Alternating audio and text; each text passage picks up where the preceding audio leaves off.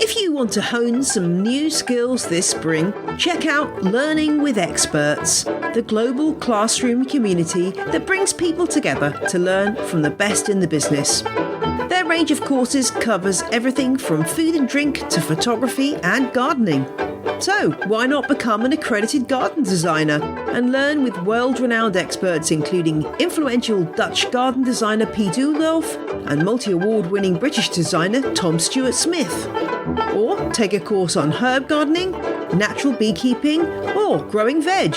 You can start whenever it suits, and you get to meet other gardening enthusiasts in the sociable online classroom. Visit learningwithexperts.com/on-the-ledge now for 10% off your first course. That's learningwithexperts.com/on-the-ledge. Learning with Experts, online learning that's guaranteed to lift the spirits.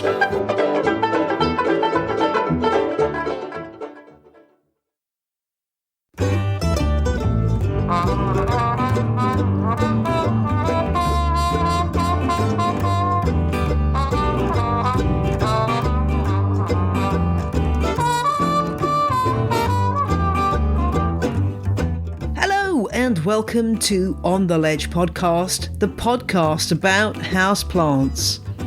I'm your host, Jane Perrone. Greetings to you all, whether you're a first-time listener or an OG fan. I'm still in self-isolation here at On the Ledge Towers, and my plants have been well and truly saving my sanity. When I felt a bit stressed, I've been able to escape down to my greenhouse to do some repotting of various plants and lots of propagating too. So thank goodness for plants. In this week's show, I'm going to be bringing you my talk from the Leaf Houseplant Festival, which encapsulates my 5 rules for houseplants, and also I answer some questions which hopefully will prove of interest. Plus, I'm answering a question about aphids, those dastardly little creatures that cause problems with our houseplants, and finding a little about their incredible life cycles. Thank you to Kathy, who became a crazy plant person, and Maria, who became a legend this week. Marnie77 and Pinnywin, both from the UK, left 5-star reviews from the show. So pats on the back all round for you individuals. You are all helping to support this here podcast, which is a very welcome and lovely thing. So thank you very much for your support. And if you want to find out how to support the show, it's simple. janeperrone.com is the place to go. All the information should be at the bottom of any of the show notes you click on. Whether you want to drop me a couple of quid or leave a review, there are lots of ways to support On the Ledge. You can also buy my merch, t-shirts, mouse mats. Even Wolf is getting excited over here. T-shirts, mouse mats, hats, lots of other cool stuff that you can get. I think there might even be a face mask, with the On the Ledge logo on it. It's a great way of supporting the show, and you can show it off on your Insta, as we all love to do. A few weeks ago, I was a guest speaker at the Leaf Houseplant Festival, which took place at the Harborough Eco Village. That's in Market Harborough in the UK, in the county of Leicestershire. And this was a great event, one of the first ones since the UK kind of started opening up after the pandemic. And there were lots of great stalls, and the Windowsill Plants shop, which is in the Eco Village, was also open for business. And there was Soil Ninja was there, which is an interesting UK-based business selling substrates for houseplants. And it was interesting to have a chat to them. And I gave a talk, and that's what you're going to be hearing in this episode. I'm sure that if you're a regular listener, some of the things I'm going to say will be familiar to you. But if you're a new listener, well, this is a useful episode for boiling down the tenets of how I look after my houseplants. And there's also some questions at the end which throw up a few interesting issues, and I hope you get something out of that too.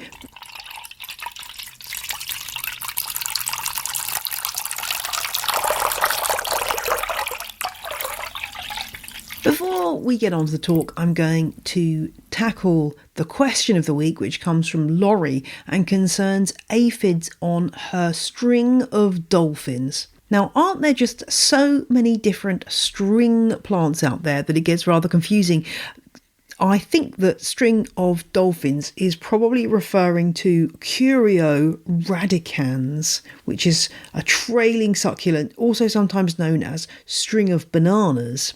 I kind of like the idea of a string of dolphins, although I'm not sure dolphins would be particularly happy to be on a string.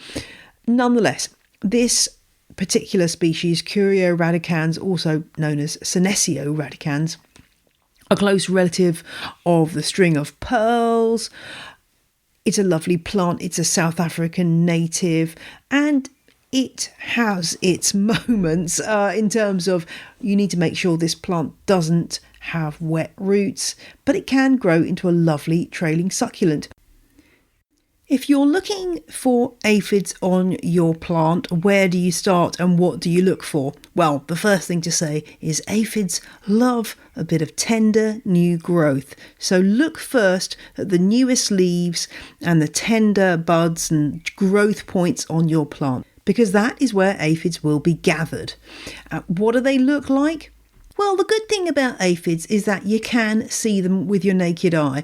Unlike the red spider mite, unless your vision is very poor, you should be able to spot them on your plants. These little sap suckers have got oval-shaped bodies, and they'll vary in size because they grow very fast and have lots of babies. But they'll probably be about 1 or 2 millimeters long, and they can be a variety of different colours. Sometimes they're green or black, yellow, pink, and orange. So these are just different species of the same family, which is the Aphidoidea. That's really not that easy to say. Aphidoidea. There we go. I've had a go. And oftentimes when you have aphids, you will find that they come along with ants. And the reason for that is that the ants will come along and farm the aphids. Basically, they collect the honeydew, which is the sweet, sticky stuff that the aphids produce. Maybe I'm going to call it a secretion instead of a poo. Or you can get ants inside as well. In fact, I've got some ants wandering around my kitchen right now. The other thing you get with the honeydew is that they can encourage a black powder, which is a sooty mould that can build up on honeydew secreted areas of your leaves. So there's a few issues with aphids, and it's certainly a pest that you're wise to control. If you're wondering how they've got into your house, well, some of the females can fly, so that's one way they're getting in. And also, if you're bringing in flowers from the garden, they can come in on other plants. They will find your plants. And I've found that this spring has been a particularly bad one. So I don't know if that's just me, but aphids are around. Look for clusters of them on those growing tips. They have got a pretty hectic life cycle. They can reproduce by what's called parthenogenesis, which basically means nothing has to be fertilised in order for babies to be born. They are born as babies. They're born as young rather than eggs, and their life cycle is extremely short. And some of the aphids will develop wings at different seasons of the year, and some will overwinter as eggs on plants outside, and some stay active. There are loads, I think there's about 500 species in the UK, so they've all got slightly different things going on, but what you need to know is that they reproduce very, very quickly. The other problem with aphids is they can transmit viruses. They're sucking sap out of plants, and obviously their mouth parts are getting right in there in the plant, and so they can transmit viruses from one plant to another, and that can affect all kinds of things, including edible crops and houseplants and garden ornamentals. So they really are something you should be aware of. How can you treat them? The simplest thing to do if you see aphids on a plant is just to take your fingers and carefully brush them off. You can run the plant under the tap if that's possible.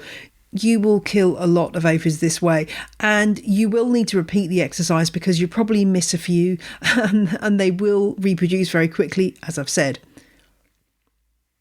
Normally, if you're dealing with garden aphids, I would say, make sure you've got lots of natural biological controls out there. So things like lacewings and hoverflies, which do brilliant work at controlling aphid populations indoors. That's not going to be something you can do. You can use lots of organic sprays to deal with aphids. Some of them are based on fatty acids or plant oils, and these can control aphids quite well. You do need to repeat, as I've said before, with any pest treatment. Repeat, and that will help. Things like Eco-Effective Bug Control and SB Plant Invigorator, which are all available in the UK, which are called plant invigorator sprays. These can help to control aphids as well. It's not considered organic, that treatment, but it does work on aphids.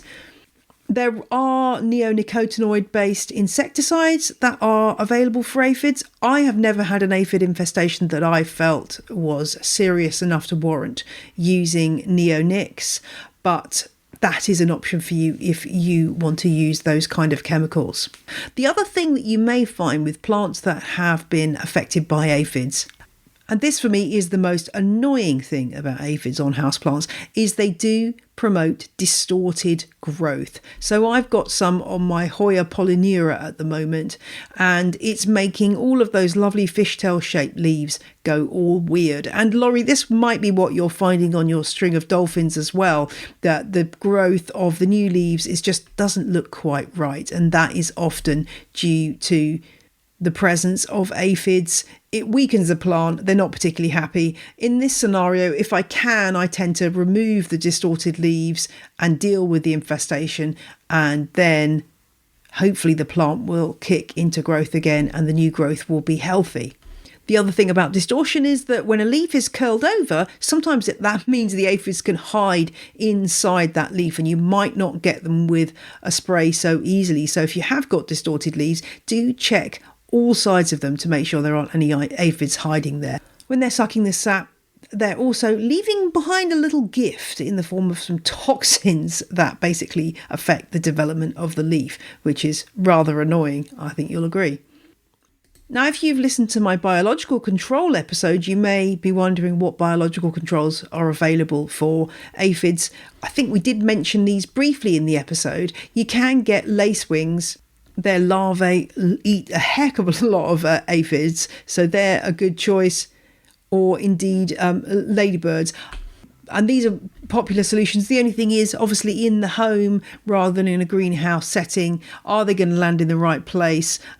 Are they going to get right to the source of the problem? And have you got enough plants to deem it worthwhile investing in this biological control? Those are the things to think about with biological controls. I'm not sure where I would put aphids on my sort of pest top 5 when it comes to houseplants. This spring, I'd probably put them at the top because they have been really troublesome.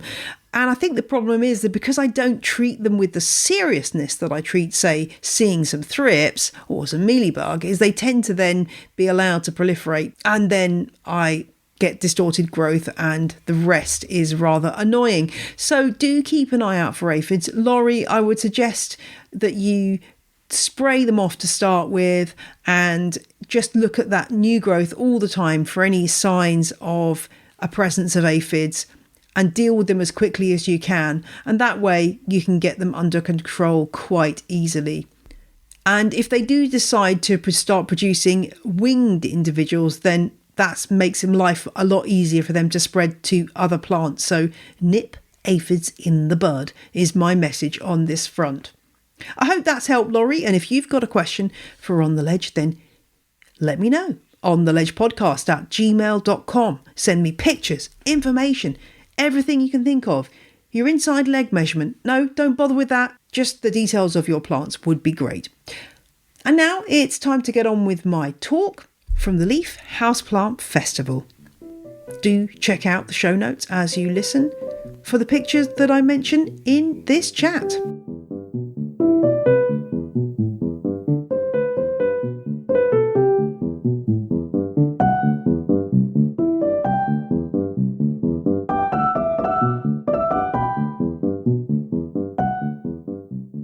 Thank you very much for coming and listening to me waffle on about plants. So I'm the host of a podcast called On the Ledge, which is a houseplant podcast, and it's been going since February 2017, so I'm quite tired now. I've done 186 episodes and covered everything from James Wong's apartment to soil science and everything in between.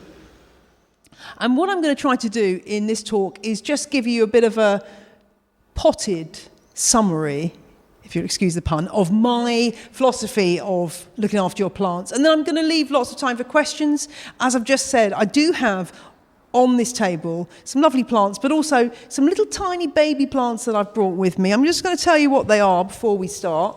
So if you ask a question, you can come and take a plant, and you can come and take some On the Ledge stickers if you want to. The plants I've got here are, I've got a baby, very small Pachyphytum oviferum, which is a lovely jelly bean succulent. I've got two Saxifraga stolonifera, the strawberry saxifrage, which is one of my absolute favourite plants. I've got two very baby, one very baby Hoya serpens plant, which is a lovely foliage, tiny leaved foliage plant. And I've got a Begonia solimutata, which is another lovely foliage plant. And I've got an agave as well. So there's lots of choice there.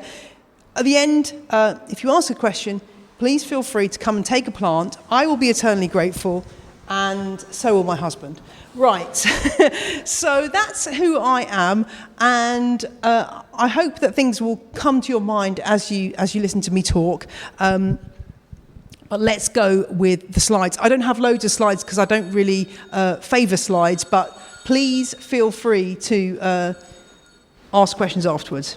Okay, so I've got 5 rules for houseplant care here, and I think one of the things that frustrates us all, and I'm sure it's not the case at any of the plants sold at this festival, but one of the problems is you go to a garden centre, or you see a cheeky plant in the supermarket that is an impulse buy, and you look at the label and it says foliage plant, and that's really annoying because that doesn't help you at all, because, this is a foliage plant, the lovely orange chlorophytum, and this is a foliage plant, the lovely Sansevieria, and this is a foliage plant, the Monstera, and yet care is quite different for them all. So just because it's foliage doesn't mean the care is going to be the same. And oftentimes also, and this is one of the things that I rant on about occasionally, sometimes the labels have a name, but the name is wrong, and that's also really annoying. So one of the things you can do is obviously put your picture of your plant on Google Lens or ask in a Facebook group and find a name. But there are also lots of things you can do before you even get to the stage of identifying that plant to just look at it and figure out a little bit about how to care for it. And what are we looking at in terms of figuring out the signs the plant is giving us that tell us where it might have come from and how it lives? So the picture we've got here on the left-hand side of the screen is cacti and succulents. Now, this is really quite a broad group of plants, but the one thing we can say about all of them is that they've got succulent leaves. So fleshy succulent leaves. And the reason why they're fleshy is because inside each of those leaves, there's a special kind of tissue called parenchyma, and a bit of a technical word, but it's a useful word because that basically means it's storing loads of moisture, of water and nutrients being stored in those leaves. So we know that succulent plants are adapted to cope with periods where there might not be a load of moisture at the root level. They're adapted to periods of drought. So that's telling us a little bit about how we might be looking after them. We also can tell from looking at those cacti and succulents that a lot of them have got either furry surfaces or flowery surfaces or grey surfaces, all of which reflect the sun really nicely. So they're used to high light conditions.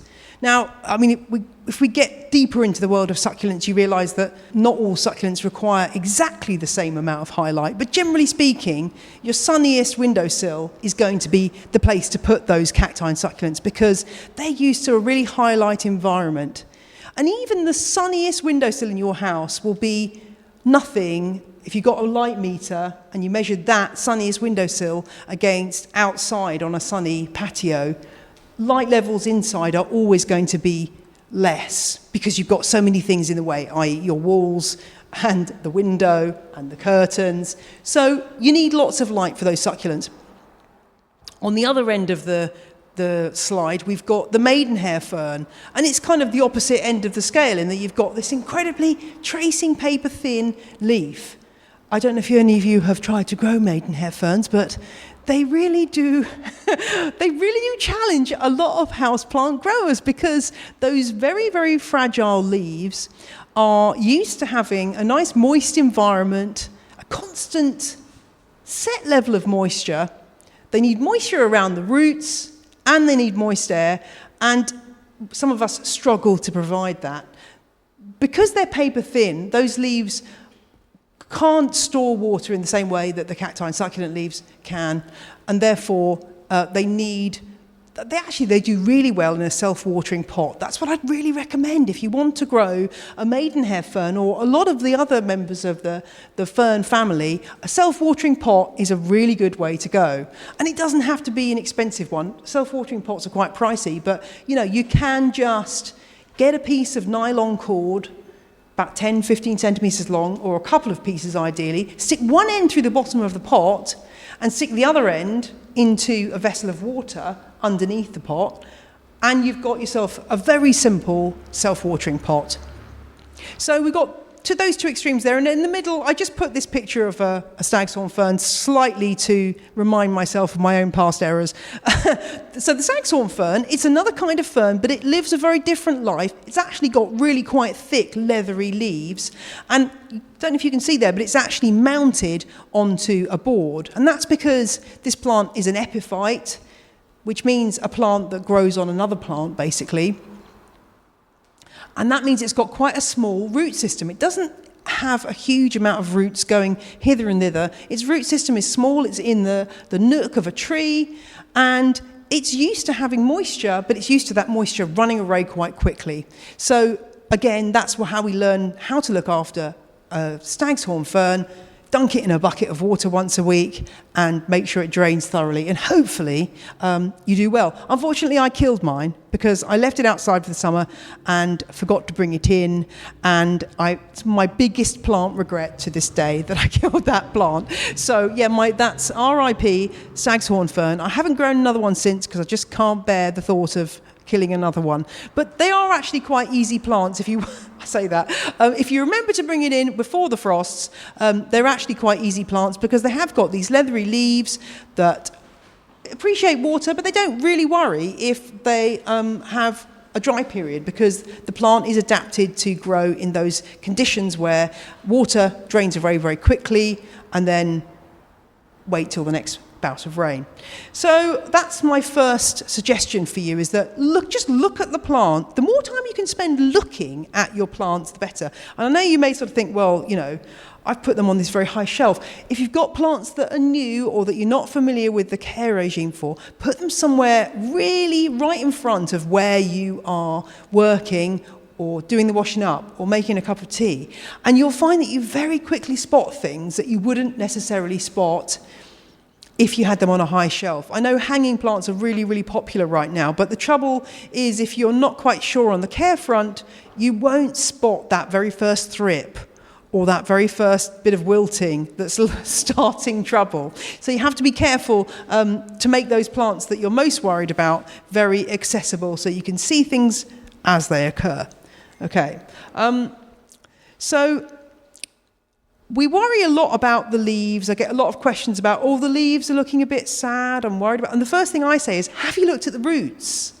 Because the roots are actually just as important as the leaves, possibly more important actually, because it's quite possible with certain plants to actually kill the whole set of foliage and the plant still be very much alive and able to reshoot from the roots.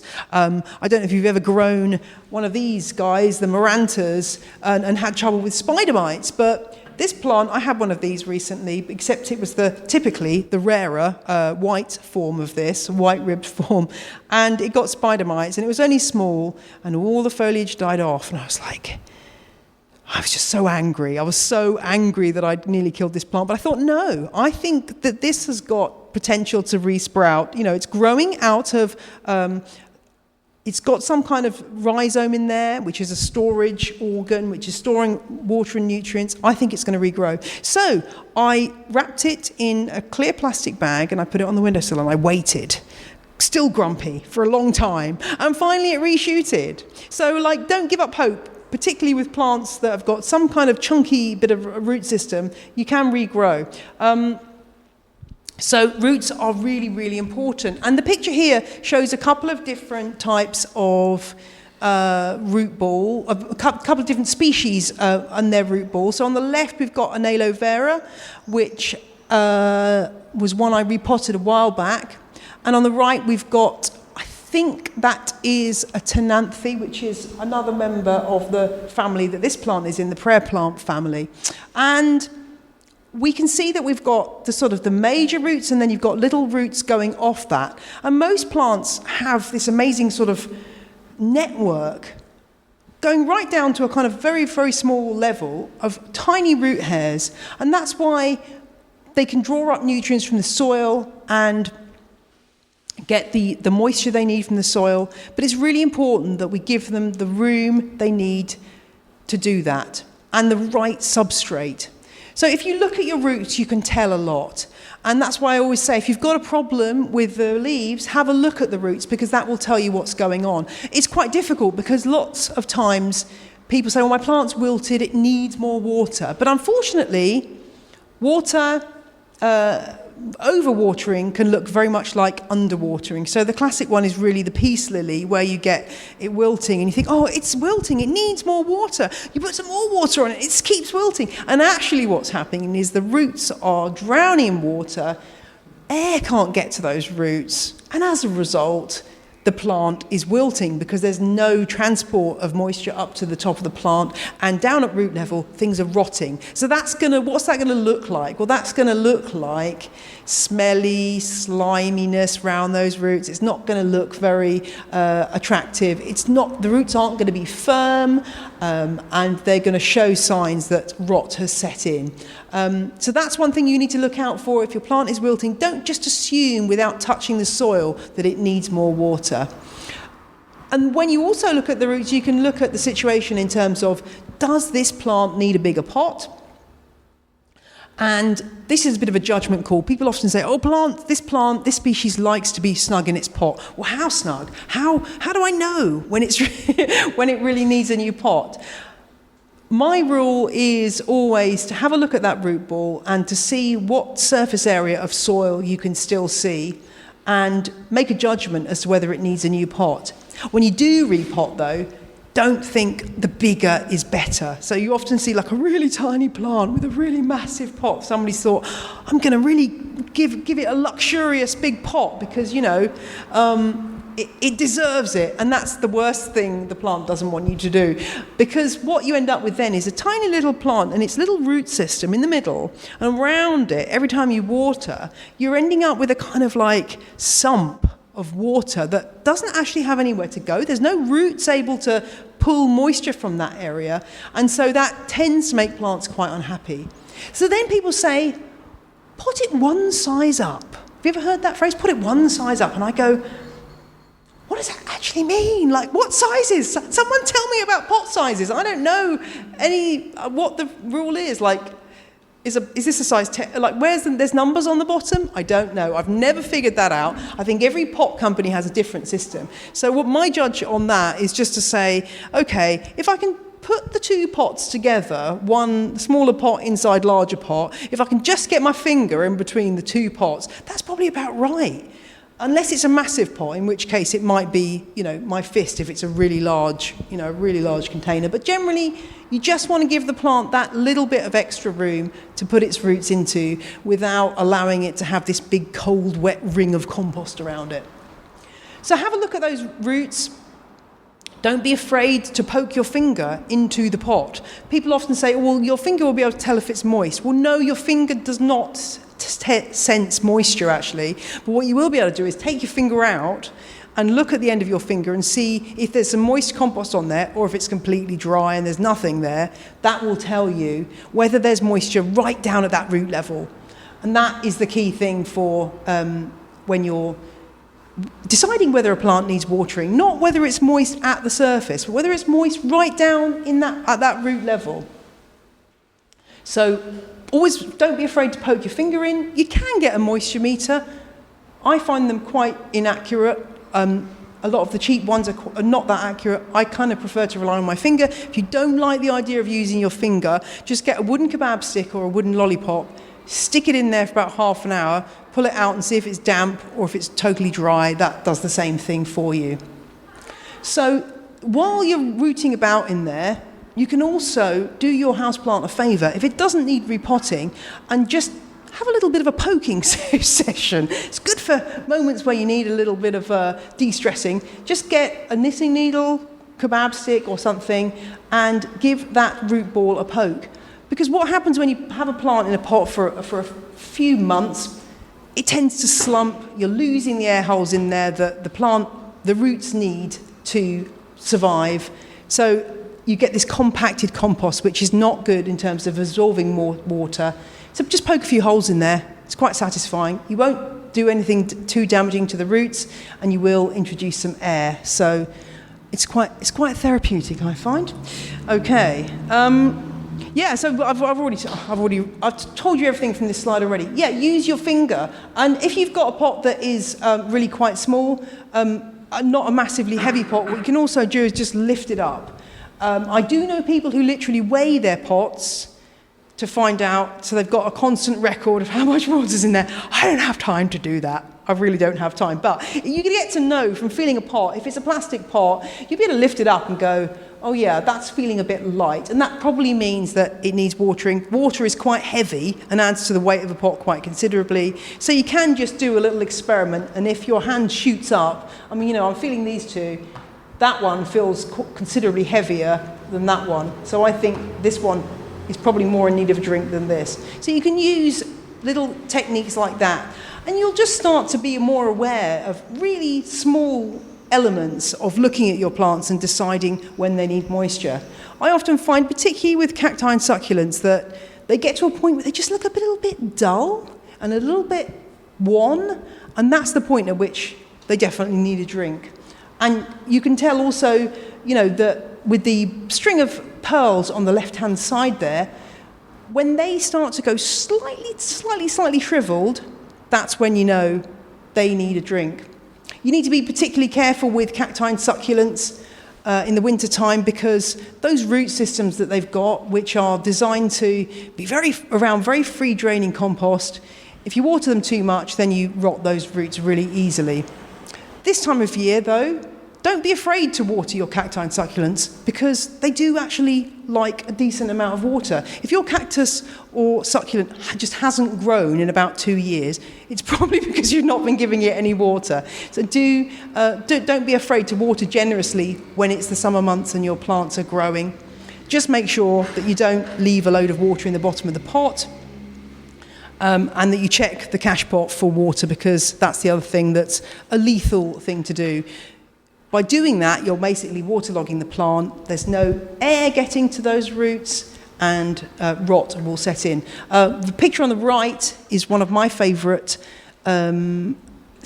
species within the Gesneriad family, and it's a primulina. I just say this to everybody just because I want everyone to grow them, because they're amazing. That one's not in flower, but they produce these beautiful flowers, and they're really easy, beautiful plants. So that's my little speech about Gesneriads. Okay, so going back to my point about keep plants where you can see them, this is my windowsill. Now this looks totally different now because it's changing all the time, but I just chuck any plants up here that need something in the way of daily attention.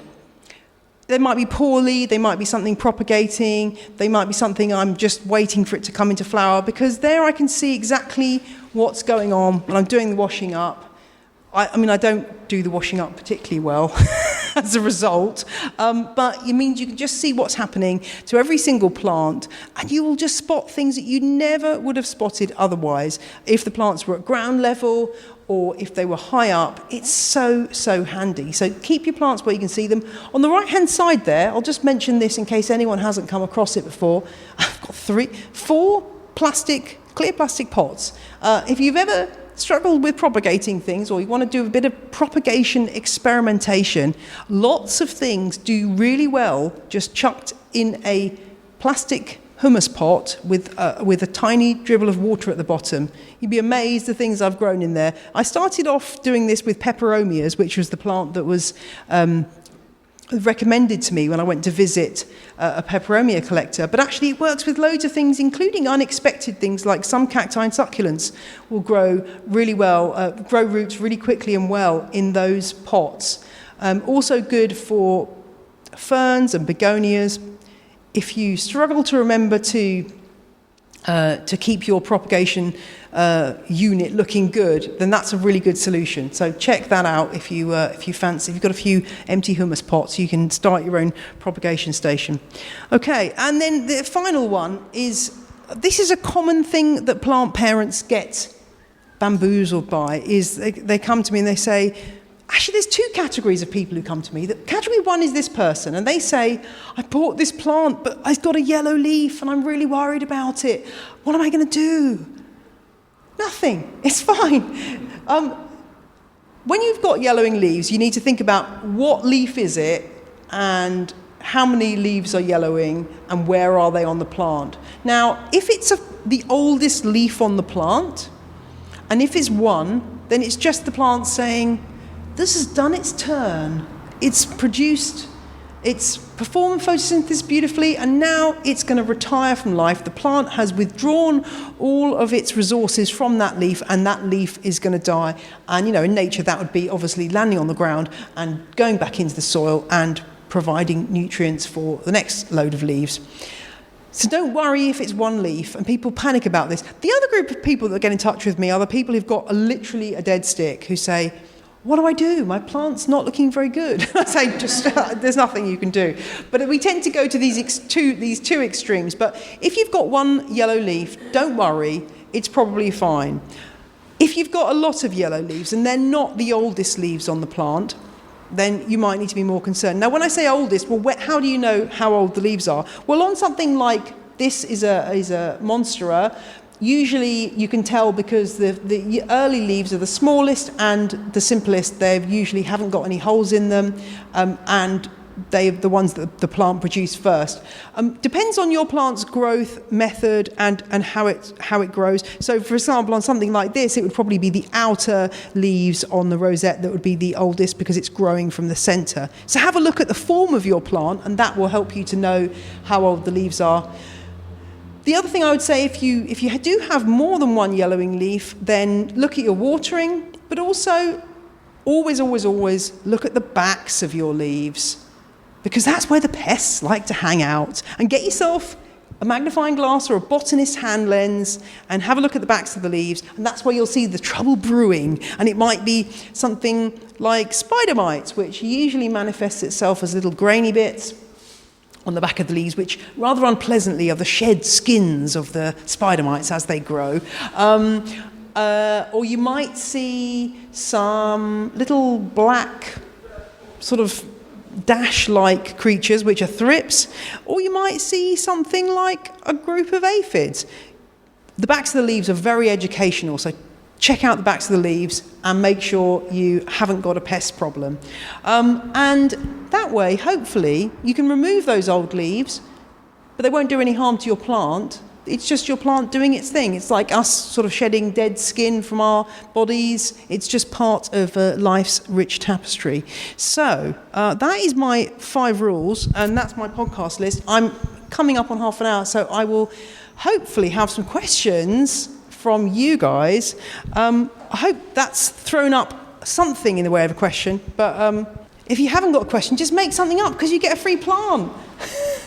I would like to start actually. So here at Leaf Houseplant Festival, our theme is houseplants and happiness. So why do houseplants bring you happiness? Oh, that's a really good question. Well, I think that for me, I just love seeing plants thrive and just boasting about it endlessly and being so pleased. I know it's actually quite disappointing because my family just don't care. I'll be like, have you seen this amazing flower? And they're like, yeah, Mum, whatever. But I just love having plants do cool stuff that I can then look at and observe, and just taking a tiny piece. I mean, this Maranta that I grew, it was just so exciting to see these new leaves coming out of literally nothing and regrowing. So that for me is what's really exciting, is seeing those changes happen. And I just love pottering about with them and learning more about them, which is probably good because I do spend a good proportion of my week talking about them and talking to experts. The other great thing about my podcast is if ever I've got a question about something, I can just literally go, I'm just going to go and have a chat with somebody because it's my job, which is very handy. So I do sort of often ask listeners to come up with ideas for episodes, and they usually do because they want to learn about some specific type of plant. But it's been a lifelong thing for me. I've been doing it since I was a little kid, so I can't imagine not doing it. But I'm also very excited when I see people discovering houseplants at any age, and it's enormous fun. And it's something can set you off. Like you can be just you go into a garage and you see a really abandoned looking plant and you pick it up and you start tending it, and then 10 months later, you've got a jungle in your house. I'm sure some people can relate to that. So, yeah, it's a lovely thing to do. And I'm really excited that more and more people are adopting the houseplant growing hobby. So, yeah, thank you for supporting this festival and hopefully getting more people on board with all of that scene. Okay, hello. Thanks, Jane. How do you feel about showering with your plants? Oh, that's a really good one. I don't have any plants in my shower. I'm quite an accident-prone person, and I think I'd probably end up with disastrous things happening. I think it's a really nice idea to do the whole spa day thing. I mean, I'm kind of spoiled in that I've got a garden and I've got a potting shed. So if I've got to do that kind of process of taking plants outside and really washing them down, I do that outside. I can appreciate not everyone has that space, and so it's fine to put all your plants into the shower. It is good to wash off dust, and you'll be maybe washing off some pests in the process. If you live in a hard water area, I don't know what the water's like around here, but it can leave you with marks on the leaves. So, if you want to get a little bit sort of over the top, you ideally want to be getting some rainwater or some distilled water just for that washing process, just so you don't get those mineral salts kind of streaks left on the leaves. And yeah, I mean, showering with my plants, yeah, I have the shower incredibly hot and soapy. So I think generally that would be a bad idea for me personally. But I can see why people want to have an environment in their bathroom that's got full of greenery. And the bathroom can be a really good place for plants. It tends to be humid, and so if you've got plants that need humidity, it's definitely worth looking at putting them in your bathroom for a while. And just bear in mind that often light levels are quite low in your bathroom, so you can't necessarily provide enough light for them. So it's a balance. But the other thing you can do is have, it's a great idea to have a couple of the same plant. You've got these two plants, and you can switch them in and out of a low light area like the bathroom if you don't have a big window in there, and have a lighter place to put the other one, and that one's kind of recovering, and then you move and you switch them around, and that way your plant will do better in that low light place. But yeah, washing your plants down is a really good idea. And for pests, people often want a silver bullet solution for pests, like, I want to fix thrips now. Well, no, you're not going to do that. But if you wash them every single day, you will solve the problem eventually. It's just a long road. Yeah, I mentioned it to some people this morning. In fact, I occasionally throw plants in the shower, and just a cool shower, just kind of. It's also good if you're watering your plants with tap water and you have hard water. It's a really good idea to wash that substrate through every now and again, because you get a build-up of mineral salts in the soil, which can be problematic for some plants. So just washing the soil through will sort of hopefully solve that problem. And if you want to avoid that altogether, if you can can collect rainwater to use on your houseplants. That's kind of the Dom Perignon of the houseplant world in terms of watering, if you happen to have access to a water butt or whatever. So that's what I use, because I've got lots of water butts, but I appreciate not everyone has that option. But I've got a vision now of you in your shower with all these plants around you.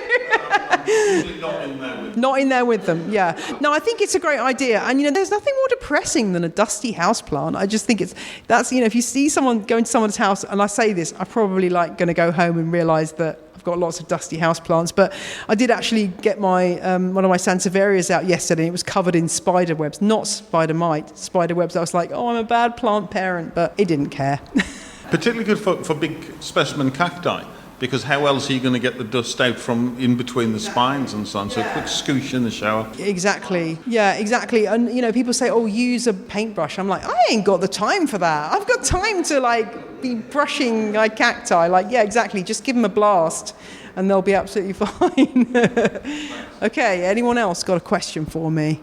Come on. Ask a question. Look, I've got all these beautiful plants here. I want somebody to take one of these. Look, shall I tell you a bit about these plants that you could win? Okay, give me a question and you can come and get a plant afterwards. So we just bought an Oxalis Triangularis from the festival. We've not had one before, so we just wondered if you could give us any tips. Yeah, really good plant. What you have to bear in mind with this plant is that it might lose leaves in winter, but that's okay, because this is one of these plants that grows from, I don't know officially what it's called. Is it a corm? I think it might be a corm or a bulbil oxalis. So it's got an underground storage organ, which is really handy because it means those leaves can die back. And oftentimes oxalis, in certain conditions in the winter, will start to lose some leaves, but it will come back. And in fact, I had one, not that species, one with the ridiculous Latin name of Aurea reticulata.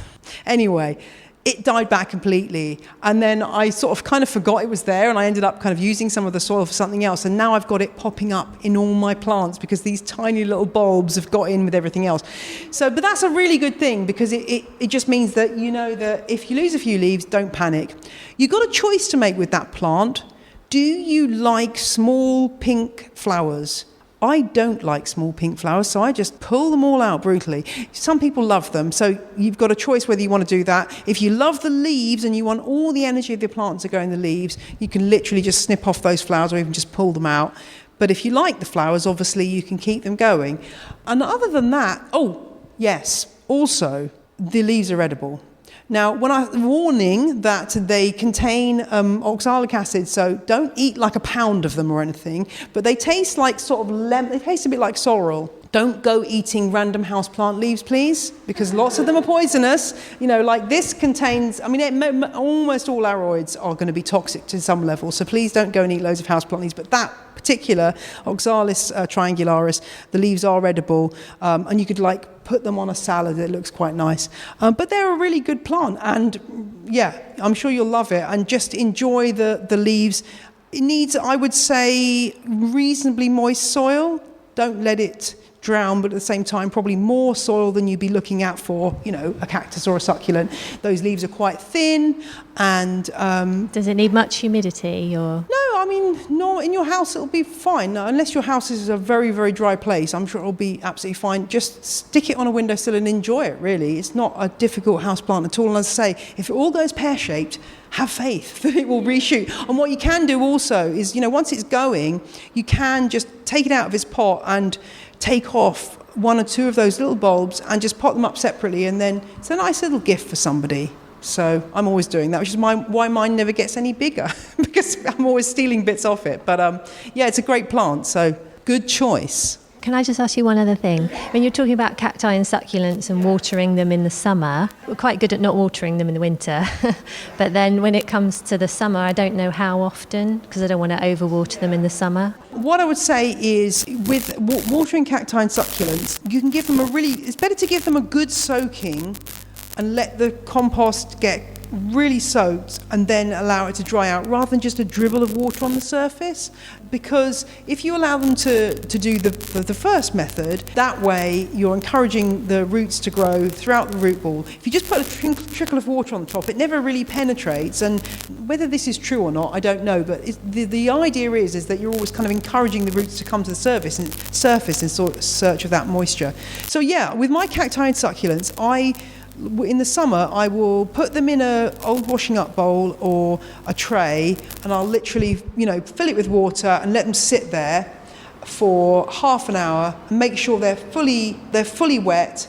Drain them off. Make sure especially if they're in an outer pot, drain them off thoroughly and then put them back.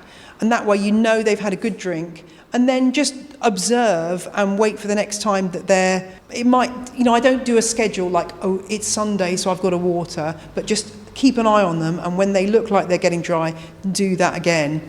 And if they're in terracotta pots, which is what I prefer for cacti and succulents, the pot will evaporate moisture, but it will also take up moisture when you water that way. So yeah. So it could be quite frequently if it's a little one that's in sun and dries out really quickly. Yeah, I mean that's the thing about these small pots, like this size of pot dries out really quickly. I think small plants are really sometimes quite hard because you've got to really keep an eye, because that can really dry out fast, and you're never quite sure, you need to observe it, whereas a big pot will take a long time to dry out. So yeah, just observe your plants carefully, and yeah, in the summer just start tailing it off towards sort of September, October, and keep your cacti and succulents cool if you can over the winter. So, if they're in a really hot, centrally heated room in the winter, that's when things like Spider Mite can take hold. So put them in a cool room and cut back on that watering, reflecting the fact they're just having a rest period, really. Marvellous. Well, look, I want you to come and get a plant, please.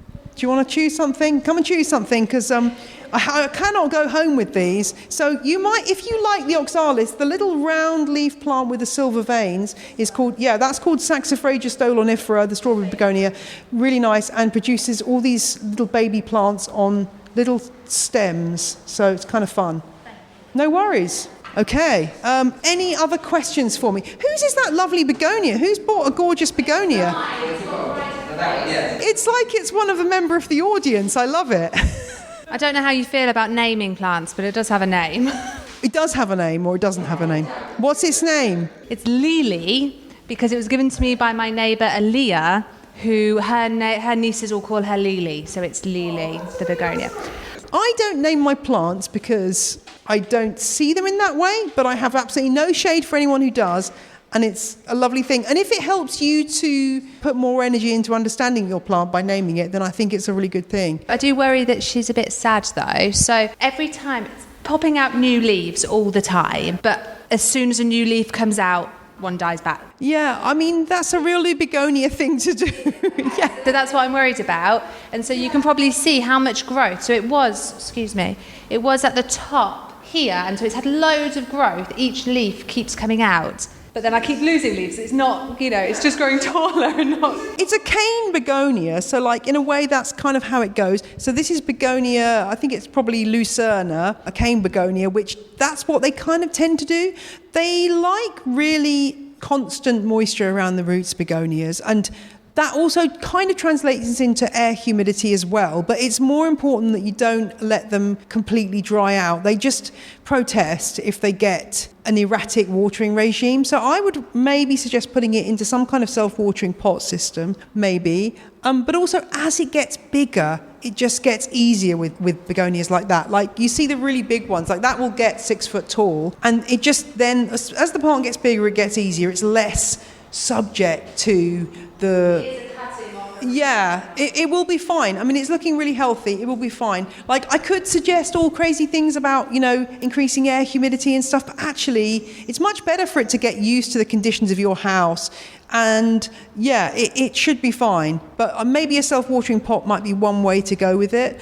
But yeah, begonias do have that tendency. Hey, I'm making a new leaf, so I'm going to kill this one, and it's a little bit annoying. But it's a beautiful plant with that lovely silvery marking, which is gorgeous. Which I don't think we really know why plants do that, other than possibly, there's a few different theories. But one theory is it's kind of mimicking pest damage so that pests go away and think the leaves are already damaged, which is kind of interesting. But begonias are great. I mean, this little begonia I've got in here is called Soli mutata. If you're a terrarium person, please take that because it's a really lovely plant for terrariums. Don't grow it outside a terrarium because you will cry.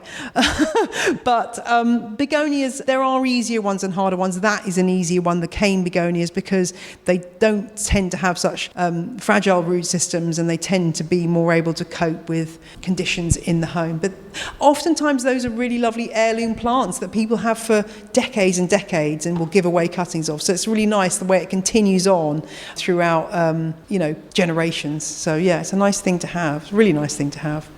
Okay, any more questions? I've got more plants here. Come on, guys. Any more questions? Yes, go on, Jeff. So like you, I've been growing houseplants for a very long time, probably 45 years. And it seems to me that plants have kind of come into fashion, come out of fashion, but also that I think we've probably lost some plants that were grown commonly as houseplants in the 60s or the 70s. Are there any plants that you miss now that you would like to see back in cultivation? That's a really good point. I think Swedish Ivy is a one that used to be, everyone had a Swedish Ivy when I was a kid, but no, Swedish Ivy is not that popular now, despite the fact it's such a good houseplant. It's an amazingly good houseplant, really, really tolerant and excellent and looks beautiful. And I think probably the old cast iron plant, Asparagus Ferns, which is coming back in now actually, but I mean, there's a lot to be said for these plants. They're not called the cast iron plant for nothing, but they're really, really easy, and a lot of them have amazing stories behind them, and you can get some variegated forms too. So Asparagus Ferns, but quite expensive to buy because they're so slow growing is the only downside. And what about you? Any other ones that you... Well, the Swedish Ivy, definitely. I mean, actually, we had one on the stall earlier on that somebody bought, and it hadn't occurred to me that actually, you very rarely see it in for sale now. I don't think I've ever really... Somebody needs to get onto that. Asparagus ferns as well, they don't seem to be as popular as they used to be. And there are plants which I wish people wouldn't grow or sell, things like Boston ferns, which are just awful. They just drop their leaflets everywhere. You see people on Instagram with these amazing Boston ferns, and I just go, I don't have time to be sweeping up all those dead leaves all the time. They're really tedious, but they're lovely. And some people have the knack. Some people just have the knack of growing them, but not me. I'm not a big fan of begonias either. Well, I don't have massive amounts of begonias. People keep trying to make me grow more begonias, but yeah, they are quite... For me, they're not my home plant. I'm more of a sort of a cacti and succulent type person, really, and Hoyas and Gisneriads, so yeah. But I've got a bit of everything, as you can imagine. Any more questions before I let you all go and release you into this sunny afternoon? Seriously, please come and take a plant because I can't take them home with me. Question coming up. So yeah, with your podcast, you have quite the extensive backlog. What's the most surprising thing you've discovered on your journey? That's a really good question. The most surprising thing is that there is such an appetite for knowledge about houseplants, and that people assume that, you get a plant and that you might just, find out the name of it. But people's enthusiasm is just never ending. The more you get into it, the deeper you go. And I thought 4 years ago I knew quite a lot about houseplants, and I realise now that there was just so much more that the journey that I'm on of discovering more has been so exciting. And just also that people are just very generous, and I love the way that houseplant people are so keen to help other people out and with information and cuttings and spread this wonderful world. And just plants continue to totally blow my mind. I've had some amazing guests on the show telling me about amazing plants, and they're just incredible. I mean, I've been exploring the world of extrafloral nectaries recently. Extrafloral nectaries are basically points on a plant that aren't flowers that produce nectar. And oftentimes it's to do with a relationship with something like an ant, where the plant kind of develops a symbiotic relationship with an ant, and the ant sort of protects it. And I'm now looking with a glass on a lot of my plants, checking out which ones have got extrafloral nectaries. I mean, Jeff's probably you probably know a million things about this, but it's a really, there's just these incredible things that plants can do that we don't really understand. I think there's a lot of unanswered questions out there. So I found that really fascinating to just kind of delve into that and find out that we've got a lot more that we need to learn, and hopefully inspire some people to become botanists and answer some of these questions that we don't know the answers to. So yes, that's the exciting thing for me. Well, I'm going to stop now unless anyone's got another burning question. Please come and take a plant so I don't have to take them home. And thank you very much for joining me. And there's some stickers in there as well if anyone likes stickers. And I hope that's been vaguely entertaining and educational. And do listen to my podcast if you haven't already, if you're not already sick of the sound of my voice. Thank you very much.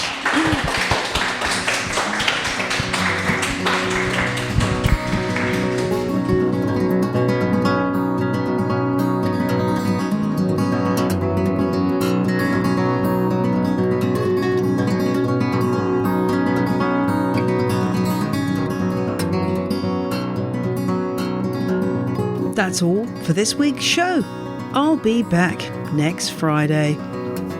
Keep your peckers firmly in the up position.